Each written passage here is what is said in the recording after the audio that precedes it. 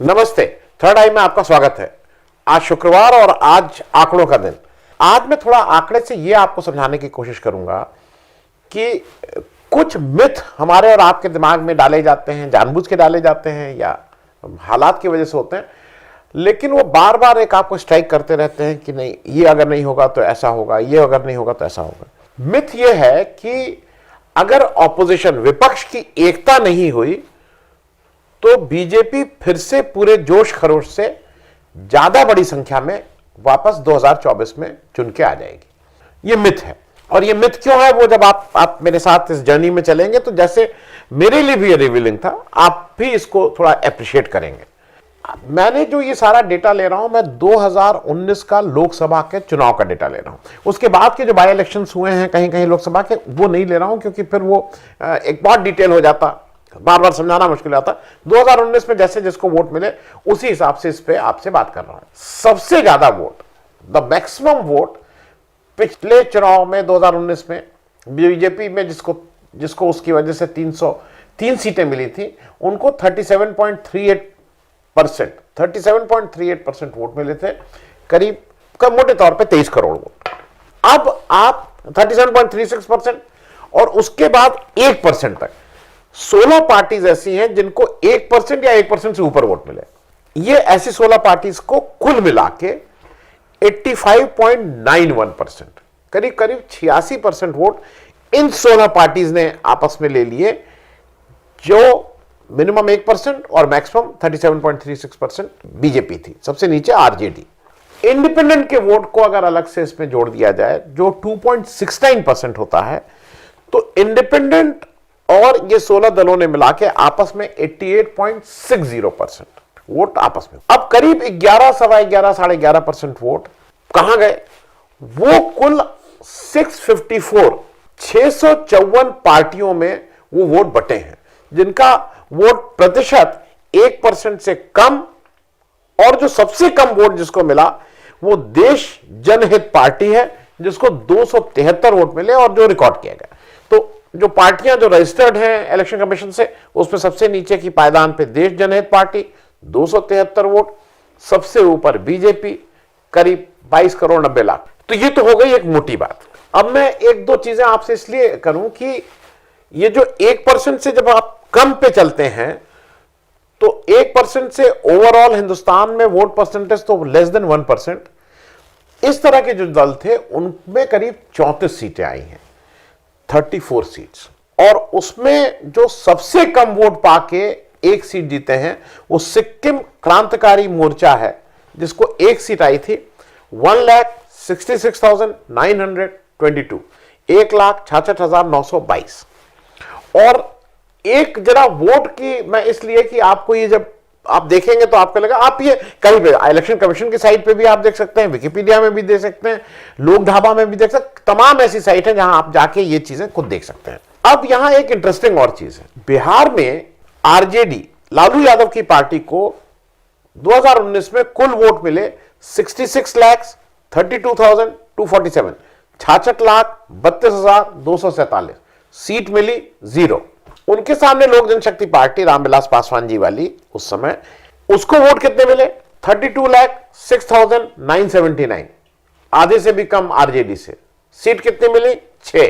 लालू जी को 66 lakh vote, 0 seat. लोक जनशक्ति party को 32 लाख वोट, 6 सीट। ये मैंने सिर्फ आपको इसलिए बताया कि आप इस गणित को भी धीरे धीरे अप्रिशिएट करने लगेंगे। अब बात जरा हम लोग कर लें, जैसा मैं एक लोग कहते हैं ना कि मैं टेबल बनाता हूं, तो मैं टेबल ए की पहले बात करूं। अच्छा, अब ये मैं क्यों कह रहा हूं कि ऑपोजिशन की यूनिटी एक होना जरूरी है, ये केवल मिथ है। आप सिलसिलेवार अगर देखिए तो कहां ऑपोजिशन यूनिटी की बात आती है। मैं 11 बीजेपी रूल्ड स्टेट, जहां पे बीजेपी का मुख्यमंत्री है, उन स्टेट की टेबल ए आपको दिखा रहा हूं। इसमें जो कॉलम है स्टेट का नाम, टोटल सीट कितनी है लोकसभा की, उसमें से बीजेपी ने कितनी जीती, बीजेपी का वोट प्रतिशत क्या है, और कांग्रेस ने कितने जीती और कांग्रेस का वोट प्रतिशत क्या है उस स्टेट में। केवल उस स्टेट में लोकसभा 2019 इलेक्शन में कितनी सीट टोटल, बीजेपी कितनी जीती, कितना वोट परसेंटेज, कांग्रेस कितना जीती, कितना वोट परसेंट। मैं इस टेबल ए को पढ़ दूं। अरुणाचल अकेले बीजेपी को 58.22% वोट मिला है। अब आप इसमें देखेंगे कि 3 जगह को छोड़ के बीजेपी को मोरलेस 50% से ऊपर वोट मिले हैं। तो ऑपोजिशन अगर सब एक भी हो जाते हैं तब भी बीजेपी को हरा नहीं पाते, क्योंकि बीजेपी का अपना टेक अवे जो था वो 50% से ऊपर था। लेकिन जो सेकंड यहां पे पार्टी आई है इन सारी जगहों पे, वो उत्तर प्रदेश को छोड़ के, उत्तर प्रदेश को मैं किनारे रख रहा हूं, उत्तर प्रदेश को छोड़ के बाकी 10 स्टेट में कांग्रेस है। फिर से समझिए, 11 जगह बीजेपी रूल कर रही है, 11 में से 10 जगह पे जो सेकंड पार्टी इन लोकसभा इलेक्शन जो आई है वो कांग्रेस है। और कांग्रेस को कुल कितनी सीटें मिली हैं वो भी मैंने आपको नीचे दिया है। और मैं ये बात इसलिए कह रहा हूं कि कांग्रेस को सीटें तो कुल 6 मिली, लेकिन 10 स्टेट में वो नंबर 2 पे रही है, उन जगहों पे जहां पे बीजेपी रूल कर रही है। और कुल सीटें इन 11 स्टेट में जहां बीजेपी का मुख्यमंत्री है वो 200 है। तो 200 सीटों पे बीजेपी का मुख्यमंत्री, डबल इंजन सरकार, अगर सरकार चाहे तो प्रशासन में जितना ऊंच नीच कर सकती है, ये 200 सीटें हैं। अब दूसरे टेबल पे आइए, टेबल बी। ये वो स्टेट हैं 3 जहां पे कांग्रेस का मुख्यमंत्री, जहां कांग्रेस की सरकार है, कांग्रेस का मुख्यमंत्री है। छत्तीसगढ़, हिमाचल और राजस्थान। मैंने यहां पे भी आपको ये बताया है। अब एक यूपी वहां पे था जहां पे कांग्रेस सेकंड नंबर पे नहीं थी, तो उसको जरा हम लोग बाद में ट्रीट करेंगे। बाकी सारी जगह कांग्रेस सेकंड नंबर पे थी। और वहां पे मैं जरा आपकी आसानी के लिए बता दूं, मैं टेबल ए पे फिर आ जाता हूं वापस, माफ कीजिएगा। असम में बीजेपी को वोट प्रतिशत 36.05, कांग्रेस का 35.44, नेक टू नेक। एक तीसरी पार्टी वहां पे AIUDF, जो कभी कांग्रेस के साथ लड़ती है कभी नहीं लड़ती है। बेसिकली मुसलमानों को उस पार्टी का में ज्यादा सपोर्ट रहता है। वो ऐसा लगता है वो बीजेपी के साथ नहीं जाएगी, अलग भी लग सकती है कांग्रेस से, कांग्रेस के। अब वो लोकल वो है, लेकिन उसको टोटल वोट जो मिले हैं 7.80%। ये सब 10% से कम वोट है। उसी तरह से कर्नाटका में अगर आप आ जाइए तो कर्नाटका में बीजेपी को 51.38% वोट मिल रहे हैं। तो बाकी सारी पार्टीज एक भी हो जाए तब भी वो बीजेपी को का टक्कर नहीं दे पाएंगे, क्योंकि अकेले उसको 51% वोट मिले। यहां पे भी कांग्रेस को सेकंड पोजीशन 31.88, और यहां पे जो जनता दल एस है जिसको एक सीट मिली थी उसको 9.67% वोट मिला है। लेस देन 10% है, लेकिन वो एक आप कह सकते हैं थोड़ा सिग्निफिकेंट है। मणिपुर पे एक जगह आ जाए, क्योंकि मणिपुर एक इन सब जगहों में एक ऐसी जगह है। मणिपुर में बीजेपी को 34.22, कांग्रेस को 24.63 और नागा पीपुल्स फ्रंट को 22.55। लेकिन यहां कुल 2 सीटें हैं। मैंने ये आंकड़े इसलिए आपको बता दिए कि ये आपको समझने में आसानी रहेगी। त्रिपुरा बीजेपी 49.03, करीब करीब 50%, बाकी पार्टीज एक हो भी जाए तब भी। कांग्रेस 25.34, और यहां पे जो तीसरे नंबर की पार्टी थी वो CPI थी 17.31%। ये मैं बात इसलिए आपको ये बता रहा हूं कि देखिए लेफ्ट फ्रंट, CPI, CPM, ये कांग्रेस के नेशनल एलाइज नहीं है। लेकिन जब बीजेपी के अगेंस्ट कोई फ्रंट बनेगा तो पास्ट का रिकॉर्ड ऐसा रहा है कि फिर बीजेपी के अगेंस्ट फ्रंट पे इन लोगों ने कांग्रेस का सहयोग कई बार करने की कर भी सकते हैं। बाकी उनके अपने वो हैं, केरल में लेफ्ट फ्रंट और कांग्रेस सामने सामने लड़ते हैं, इसलिए वो कोई पोल पैक्ट, प्री पोल पैक्ट तो नहीं हो सकता है। कांग्रेस का जैसे मैंने बताया table B, Congress Chhattisgarh BJP के 50.70, कांग्रेस का 40.91, किसी और पार्टी का स्कोप ही नहीं है। हिमाचल बीजेपी 69.11, कांग्रेस 27.30, किसी तीसरी पार्टी की गुंजाइश ही नहीं है। उसी तरह से राजस्थान बीजेपी 58.47, कांग्रेस 34.24, किसी तीसरी पार्टी की गुंजाइश नहीं है। तो किस विपक्ष से जाके कांग्रेस पैक्ट करने लगे? जो कहा जा रहा है ना कि कांग्रेस को बड़ा दिल दिखाना चाहिए, बड़े भाई, किस पार्टी से वो करें? अब एक टेबल सी है। टेबल सी वो है जिसमें कांग्रेस कोलिएशन पार्टनर के रूप में या तो वहां पे है या तो सरकार में है, नहीं है विपक्ष में है, लेकिन वहां उसका कोलिएशन बिल्कुल ठीक से मजबूत है। बिहार महागठबंधन इंटैक्ट, सारे लोग एक जगह, कांग्रेस उस महागठबंधन का पार्ट, वहां पे कुछ ऐसा स्टिच करने की जरूरत नहीं है। ऑपोजिशन की जो यूनिटी है वो है। झारखंड महागठबंधन, वहां पे भी सारी ऑपोजिशन की यूनिटी स्टिच्ड है, कोई वहां जरूरत नहीं है। Maharashtra Vikas Aghadi MVA already Shiv Sena Uddhav, NCP और कांग्रेस का गठबंधन इन प्लेस, सरकार में नहीं है, लेकिन यहां पे नया कुछ करने की जरूरत नहीं है, ऑलरेडी इन प्लेस है। तमिलनाडु डीएमके के साथ ऑलरेडी साथ मिलकर इलेक्शन लड़ते हैं, 2019 भी इलेक्शन साथ मिलकर लड़ा, अगला भी लड़ने की कोई ऐसा नहीं दिख रहा है। स्टालिन भारत जोड़ो यात्रा की भी प्रशंसा करते हैं, राहुल गांधी की भी प्रशंसा करते हैं, यहां पे कोई नया गठबंधन की जरूरत नहीं है। और जम्मू कश्मीर में ऐसा लगता है जो गुपकर एक इन्होंने कॉन्फ्रेंस गुपकर अलायंस किया है नॉन बीजेपी का, उसमें कांग्रेस भी है, नेशनल कॉन्फ्रेंस है, पीडीपी है, ये सब लोग हैं, उसमें कांग्रेस भी है, तो यहां पे भी अलायंस। तो 5 स्टेट में जिसकी कुल सीटें होती हैं 147, वहां पे कांग्रेस का अलायंस ऑलरेडी है, तो किस विपक्ष से वो बात करें। ऊपर टेबल बी में मैंने आपको ऑलरेडी बता दिया था 40 सीटें वहां हैं। अब आ जाइए उन स्टेट में जहां पे वो पार्टीज हैं जो ना यूपीए का पार्ट है ना एनडीए का पार्ट है। अब उसमें कौन यूपीए के साथ जाएगा, कौन एनडीए के साथ जाएगा, ये एक अलग वो हो सकता है, डिबेट हो सकती है, लेकिन मैं उन स्टेट की अब बात कर दे रहा हूं जिससे आपको समझ में आ जाए।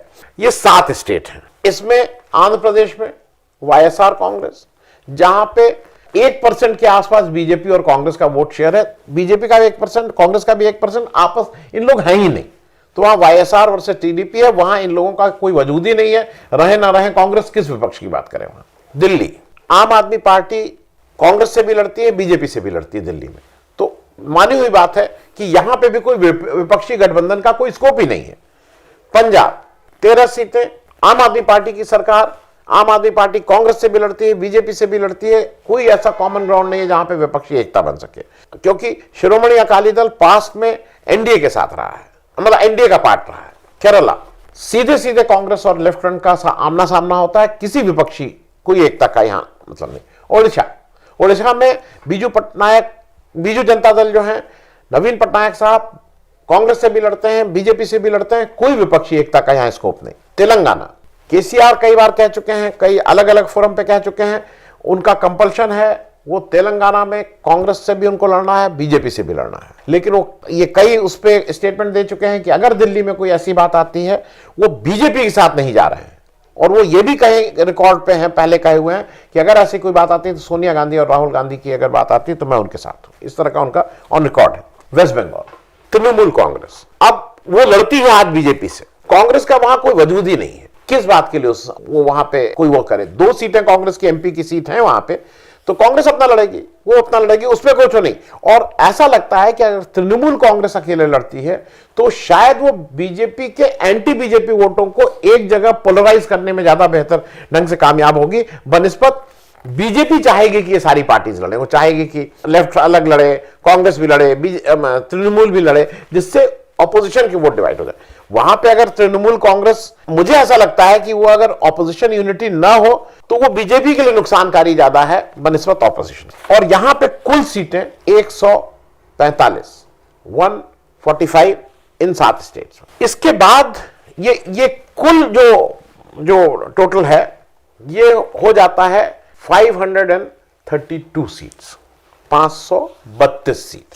ये मैं आपसे इसलिए बता रहा हूं कि इसके बाद अब आती हैं 10 और स्टेट, वो मैं एक सिर्फ चार्ट इसलिए दे रहा हूं कि आपको भी ये अंदाज रहे कि कहां पे किसकी कितनी सीट हैं, क्या है, एक जनरल आपको आइडिया रहे।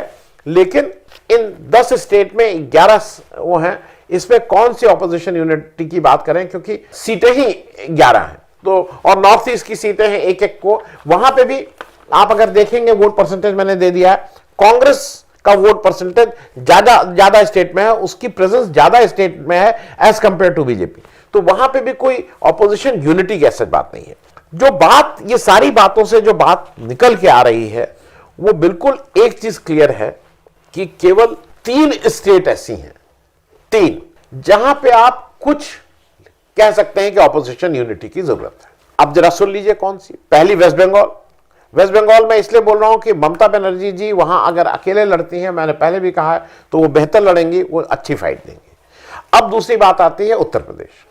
उत्तर प्रदेश में मेरा ऐसा मानना है कि अगर समाजवादी पार्टी अखिलेश यादव जी ही को वो कमान संभालनी है, 2024 तक कहीं कोई ग्राउंड पे ऐसा चेंज नहीं होने जा रहा है कि वहां कांग्रेस आगे चली जाएगी या बीएसपी आगे। वहां डिसीजन समाजवादी पार्टी के अखिलेश यादव जी को लेना है। वो कितनी ताकत से लड़ेंगे, वो किसको साथ रखेंगे नहीं रखेंगे, वो कांग्रेस को 2 सीट देते हैं, 20 सीट देते हैं, सीट नहीं भी देते हैं, उनके कोई पोल परफॉर्मेंस पे कोई बहुत फर्क नहीं पड़ेगा। ट्रेडिशनली समाजवादी पार्टी अमेठी और रायबरेली पे अपने कैंडिडेट नहीं देती हुई आई है, लेकिन मुझे ऐसा लगता है कि वो निर्णय अखिलेश यादव के ही पास अगर सब वोट चले जाएंगे तो नॉन बीजेपी वोट भी एक जगह पोलराइज होने की ज्यादा उम्मीद है। और उसका आपने विधानसभा इलेक्शन में देखा भी था कि सारे वोट जब अखिलेश यादव वर्सेस बीजेपी हो गया था तो उसका फायदा अखिलेश समाजवादी पार्टी को डायरेक्ट हुआ था।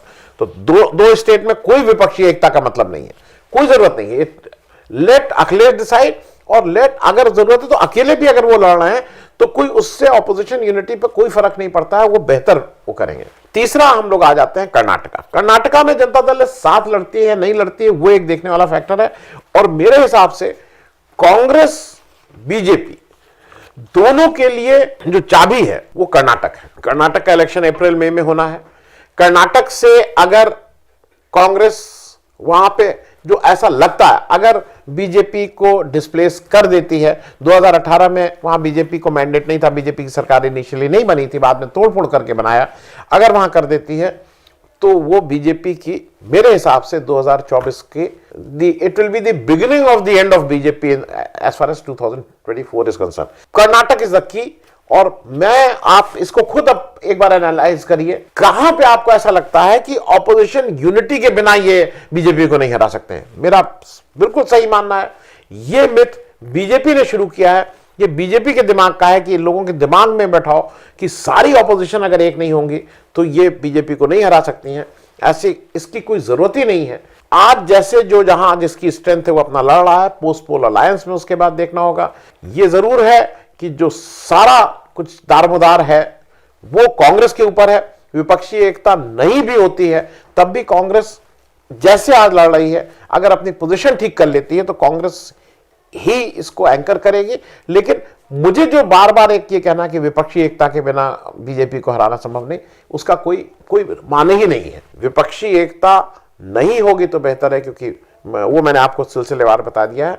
एक बार एनालाइज करिए, गिव मी योर फीडबैक अगले हफ्ते तक। Thank you so much.